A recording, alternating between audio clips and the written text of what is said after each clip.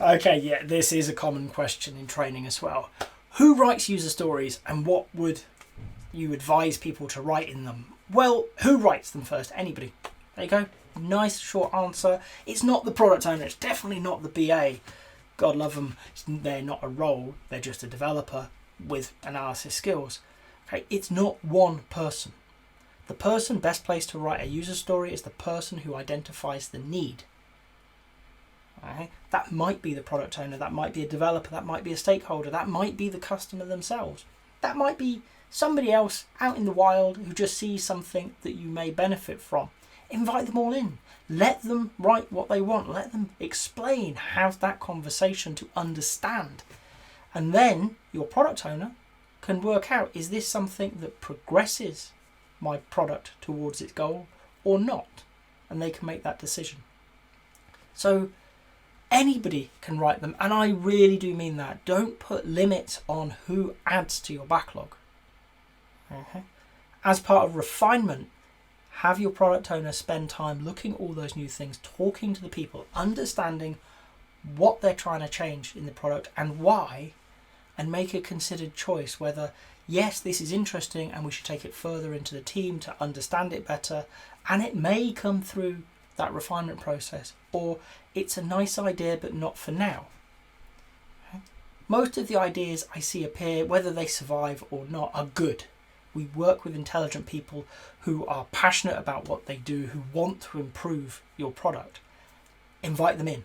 Let them add things to the backlog. Let them write user stories or product backlog items so that you've captured them, so that you can consider all of those different ideas, those different perspectives, those different experiences. Okay? Because in amongst that, there might be something really important or revolutionary or innovative or whatever that you haven't thought of. Okay? And any barrier to those people adding to, they're busy, they're just not going to bother. They're going to go, oh, he wants me to fill in this form, and no, not doing that, move on. And it's gone, and you never knew it existed. So your product is worse and you don't know it. So who can write them? Anybody. What do we put in them?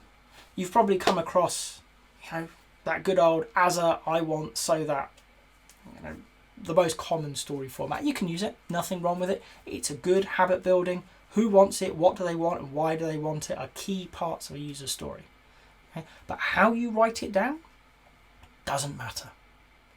In fact, when I coach product owners, when I train product owners, I tell them to write the first thing in their head. Don't worry about a special format. Don't worry about identifying who, what, and why, because that's not the purpose of the card. That's not the purpose of the user story. Okay? Not the written part. It's to create a placeholder. It's to create a ticket to take in and talk with the team and discuss it. So it doesn't matter what gets written down in the first instance, because in those conversations it's going to evolve, it's going to be refined, it's going to be broken down, it's going to be better understood. And in those conversations you can update what the words are.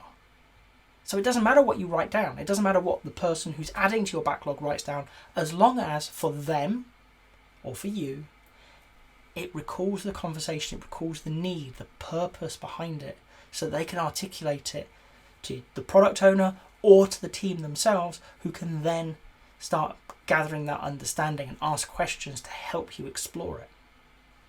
Okay? Rule of thumb for me is, if you're still writing your user story after 2 minutes, you're overthinking it. Delete it.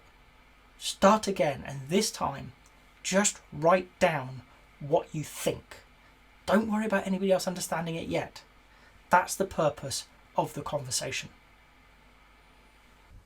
If you've got to this point in the video, I hope you've enjoyed it. If so, a like would be appreciated. If you want to hear more from me, more answers to questions that maybe you've got in the Agile world, please subscribe to the channel. And if you've got a question that you really want answered, drop it in the comments. I promise we'll get around to it. Thank you.